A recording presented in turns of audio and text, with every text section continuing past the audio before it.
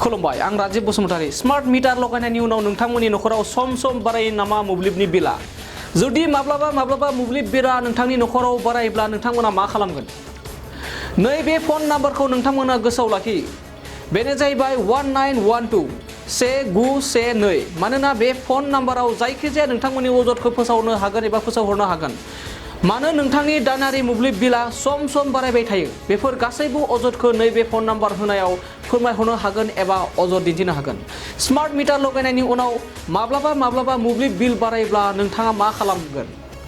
जुदि नोंथांनि मोब्लिब बिला सम बारायोब्ला अब्ला खालाम बेफोर गासैबो खामानिखौ थोंजोङै बिलनि सायाव मोब्लिब बिफानखौ सोंथि खालामनो हागोन नोंथांनि अजदखौ फोरमायनो हागोन नोंथांनि थाखाय फोसावनाय जाबाय नैबे हेल्पलाइन नाम्बारखौ 1912 एबा 1912 फन नाम्बाराव नोंथांमोना थोंजोङै फन खालामनो हागोन नोंथांनि सोंथि एबा अजदखौ मोब्लिब बिफाना रेजिस्टार खालामगोन बिनि अनगायैबो www.apdcl.org एबा माइ बिजुली एपनि गेजेरजोंबो खालामनो हागोन नोंथाङा रेजिस्ट्रेशन फेसबुक नङाब्ला टुइटारनि गेजेरजोंबो नोंथांनि अजदखौ फोरमायनो हासिगोन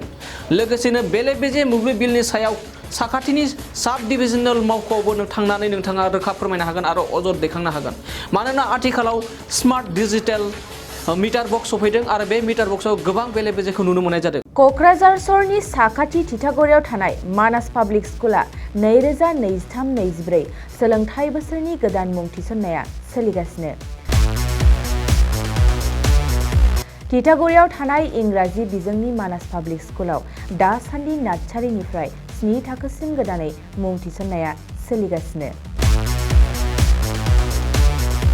बे फरायसालियाव गुन गोनां सोलोंथाइ होनायजों लोगोसे फरायसाफोरनि थाखाय दं मोजां खाबुफोर थाखो फोरोंथायनि अनगायैबो yoga classes basic computer education English speaking skills maths and science projecting highly experience faculty आरो स्मार्ट क्लासेसनि खाबुफोर दं